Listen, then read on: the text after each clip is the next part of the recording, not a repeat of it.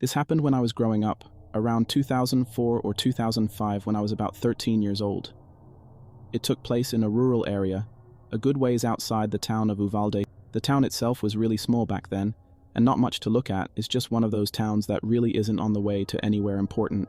My father knew someone who owned a deer lease that was about 1,000 acres, I think, down outside of that area, and was complaining about a ton of hogs that were tearing up their land.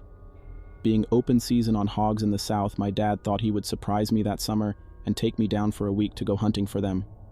Not only did that help him with networking for his job, but also gave us some quality father-son time. I remember the drive down there from Dallas was torture.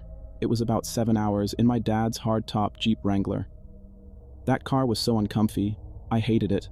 All had to do was either stare out the window or try and beat Super Mario Land 2 on my Game Boy Pocket, something I was never able to accomplish in my youth. The drive, obviously, took most of the day, so we got there in the early evening. The owner of the land had told my dad that he hadn't had anyone lease it that year yet, and the cabin in the property might be a little rough and dusty. I didn't really care. At this point in my life, I had been in Scouts for a couple years, and spent a lot of my free time in the woods or fishing with friends. Needless to say, I was pretty comfortable roughing it. So after unlocking the gate and driving to the cabin on the land, we settled in. The cabin was pretty rough, dust and dirt everywhere, flies. I remember that it looked like some raccoons had gotten into the cabin and crapped on the floor. After cleaning up a bit and getting the sleeping bags out, then setting up the cots, we decided to sleep. Something about that night was weird. I never was able to get comfortable enough to fall asleep for any restful amount. I couldn't put my finger on why, but I had that feeling of being watched. I was finally able to drift off for an hour maybe. When we woke up, it was early, about 7 a.m. We decided to scout around the land for tracks and signs of hogs and find a good place to set up a blind. It was the summer and horribly hot in the afternoon, so morning was the best time to be out and about. After walking for an hour or so, we came to area of trees, lightly dense, and luckily found some signs of hogs. Typical torn-up ground where they had been rooting, so we followed them into the trees. I was looking for more signs when my dad stopped me with his arm. I remember looking up and seeing someone standing about 50 yards away. Some of their body was blocked by trees.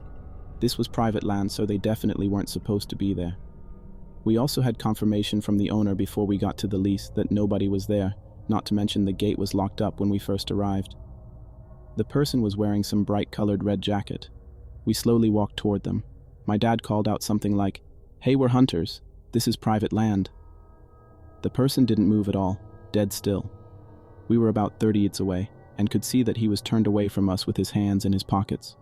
Weird thing was that the person was in a ski jacket and what looked to be ski pants. Now this is Texas in the summer. It was about 98 outside by then. My dad called out again. No reaction. He told me to stay behind him and unsnapped the clip to his pistol holster. That's all we had at the time since we were only scouting the area. The rifles were back at the cabin. We approached the person's right side. I stayed and crouched down, watched him circle around to the frome of the man, all the while talking to him, asking if he was okay. He finally passed around to the frome of the man, and my dad stood straight up with a confused look on his face. I called out and said, "What's wrong?" And he called back, saying, "It's a mannequin." I walked over to it while my dad stood there staring, and as I got closer, one thing stood out the most. The clothes it was wearing were brand new. No dust, sap, bird droppings, or signs of being outside. At that moment, I looked at my dad and could see him get worried. Almost immediately after I felt that feeling again, like we were being watched, and I knew my dad felt it too. I wanted to start crying. I remember feeling suddenly so scared. My dad whispered, "We're leaving right now." He grabbed my hand and drew his pistol. He scanned the area the whole way back while I was trying to hold back panicked tears. We got back as fast as we could. I was terrified, so it felt like an eternity, but in reality was only about 45 minutes max. After returning, we packed up and beat feet. We drove back home that day and didn't talk much on the way back. I remember right after we left, my dad called his buddy, the owner of the land, and he was confused. He said that he would go check it out next week when he was in the area. He also said that he had never had an issue with people because his property was high-fenced. My dad normally isn't a paranoid person, but me being young and the lease possibly having someone there we didn't know about, he decided to be cautious and just get out of there. After we got back home, we talked, and my dad wasn't able to sleep the night before as well. He had the same feeling but didn't want to wake me up because he thought I was sleeping too. Turns out that next week he got a call from his buddy and he checked the whole property and never found any trace of anyone, no mannequin or anything. That story still makes my hair stand on end. No idea what that was, but the paranoid man in me thinks it was some kind of trap or something. Not the creepiest thing that happened to me in the woods, but Death Top 3. So, whoever was out there, I'm glad we never met.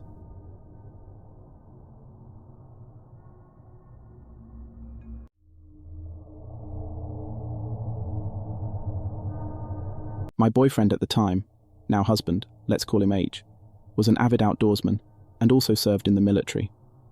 I was an ecology major and wanted to spend more time outdoors, so he decided to take me on my first backpack, just the two of us.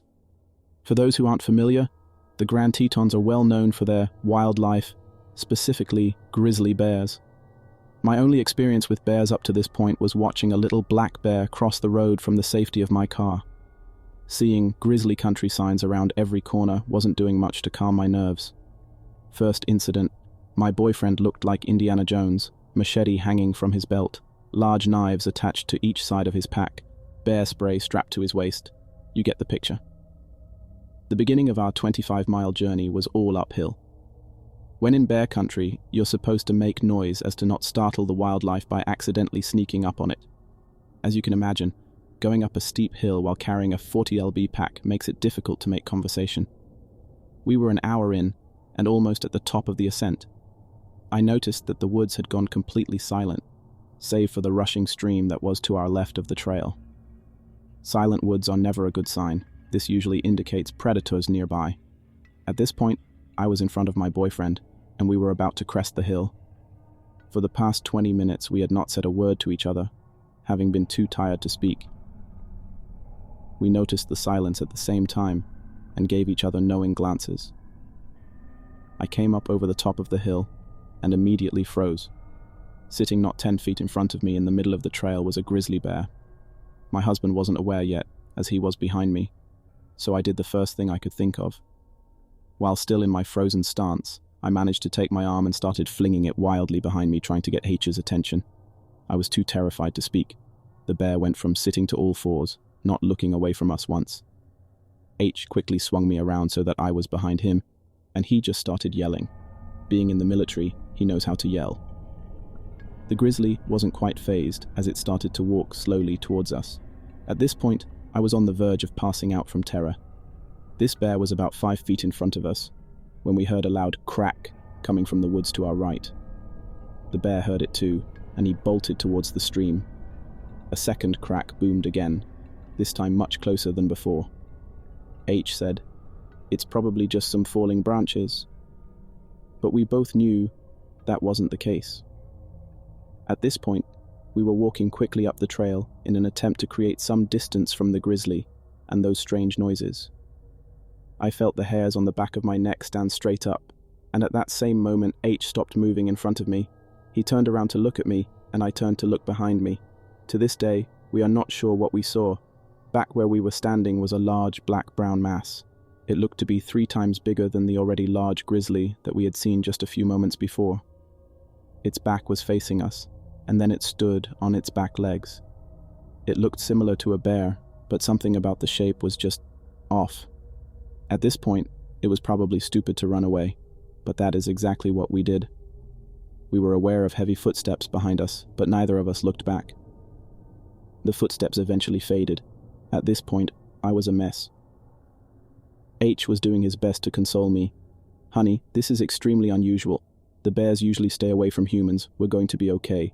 I'm sure that won't happen again." That was enough to convince me to continue on the backpack. Not another hour later, though, we reached a clearing where we decided to take a rest and eat a snack. About a minute after we had sat down, I noticed bushes moving in a line toward the clearing, toward us. Out of the brush comes this adolescent grizzly who looks just as spooked as I'm sure we did, but he came straight for us. H, being the crazy nut that he is, decided to charge back at the bear while screaming, "Bear spray at the ready." That did the trick, and the bear ran off. All I could think was, just my luck. But that wasn't even close to what happened the second night.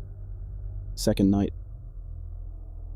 Before we began our backpack, we had to let the ranger station know which trail's route we planned to take. With this information, they usually send a ranger on horseback at some point during the backpack to check on you to make sure everything is okay.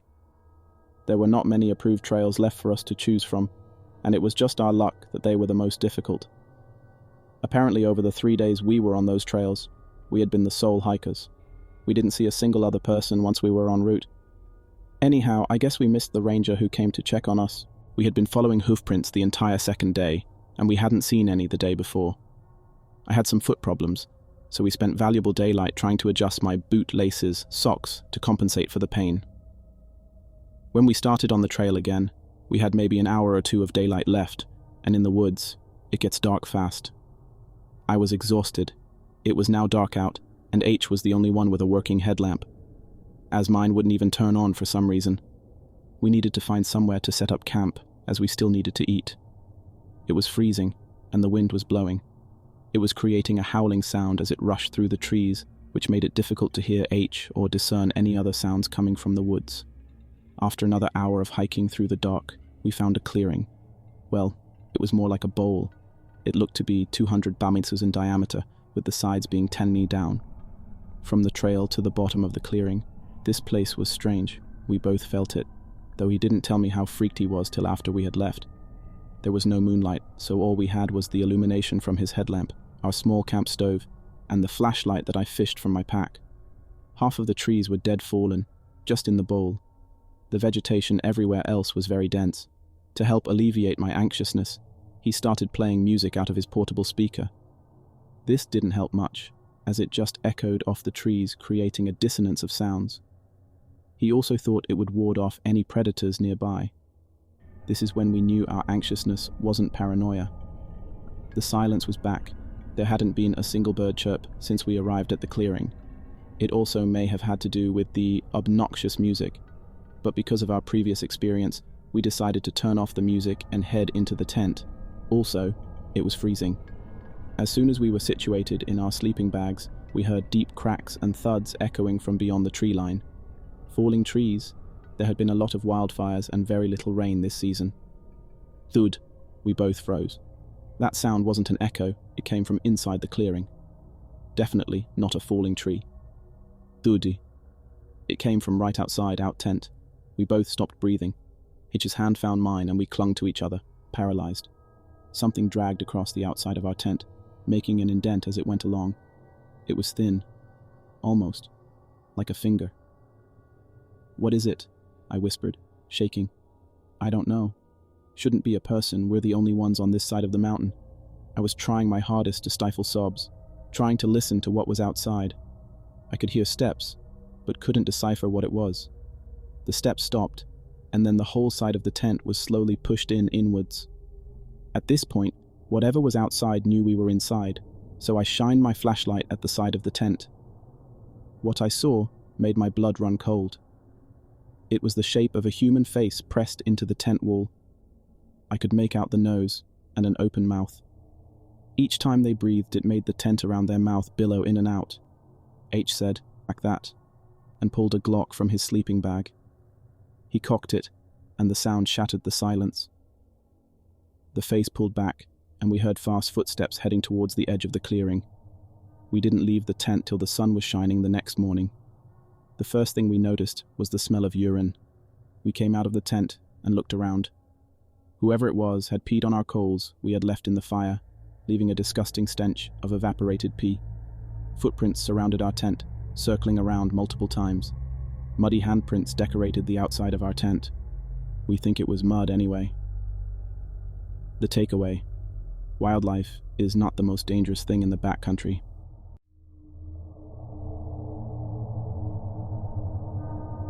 This story takes place in North Italy, back in 2014. It was early September. A friend of mine proposed me to make a short hike in the woods near his town, and I agreed, since I love hiking in the nature. We prepared our backpacks, grabbed some food, and drove to the place. My friend knew very well the area, so we didn't take a map. We didn't have flashlights neither or else, since we planned to return to the car in a few hours, and in early September, daylight lasts still pretty long. As we got deeper in the woods, we saw beautiful spots, small rivers, and a pair of caves we explored. They were pretty small and had only one big chamber. We had lunch and proceeded to follow a trail in a deeply wooded area. After around half an hour, we were at that point around 50 minutes away from the car, since we stopped so many times to snap photos or explore areas. We arrived to a pretty large clearance. And here comes the scary part. In that clearance there were a bunch of around 4 to 5 people, normally dressed. They were simply talking and laughing. No stanic cults, dreadful chants, praying in circle, or else. Just super ordinary people like me and my friend talking each other. They saw us too, since the clearance had no trees or rocks to cover the view, and we couldn't avoid that, since the trail, after a deep curve, immediately ends into the clearance, proceeding to the other side of it. We said, approaching them, since they were in the middle of the track, "Hey there, what's up?" They didn't answer back and started to stare at us, without saying a single word. This launched a huge red flag. We stopped too, and I've looked to my mate. He looked back at me concerned too. We said again, "Hey." No answers. I've started to feel uneasy, so we decided to return back to the car. But soon after C moved back, we realized that they started to follow us. As we noticed it, we yelled, "Why are you following us? Did we do something wrong?" We still were pretty young and dumb. In those kind of situations, and run immediately the fuck out of there if people act this way. No answer. Obviously, we proceeded to walk faster and tried to get out of the trail. Another pretty dumb choice, but again, my friend knew well the area. But they always were at around 15 meters of distance. We started to panic, so we looked again to each other and agreed to get out of there quickly. As soon as we begun running, we heard that they started to run too. This obviously made us freak out, and we made our best to put more distance between us and them. Another thing that made me panic was the fact that we were, as said, around 40 minutes away from the car at that point in a very isolated area, so I thought that we were hopeless. At a certain point, when we were about half the way back, we started to notice that they weren't behind us anymore. We thought that maybe, and luckily, we managed to make them lose our track. The area, as said, is heavily wooded and has plenty of slopes, so that's easy to get lost if you are not used to it. Plus, we took an off-trail way that my friend knew. We hid behind a thick bush and tried to listen. Silence. Not footsteps, nor voices. And keep in mind that even when they were following us, they didn't say a single word. So, we took our breath and managed to return to car, trying our best to be as silent as possible. We jumped in the car and raced the hell out of there, but it doesn't end here. As we left the woods on the main road, we saw coming from a secondary road another car behind us. They were following us again, and they've surely never lose our tracks while we were returning to the car. We are sure that they were the same people, since 1, they were basically tailgating us, 2, the area is very rarely visited and there weren't absolutely 0 cars, except for my friend's 1, and 3. Their car had no plates. We drove to my friend's town, avoiding to go to his house, taking every country road and every turn we made. They did as well. As we reached the town's ingress, they made a U-turn and returned back to the woods direction. We were fucking terrified, and we immediately called the police and informed the people that were in the small town square as they approached us, since me and my friend were basically crying as we got out of the car, to check that area out, but no evidence of activity came up in the following hours. They never ever showed up anymore in the following days, but we became paranoid for some weeks to even get out from our houses. And this is why I've took a break from hiking for about 4 years. I have no idea who they were and why they acted like this.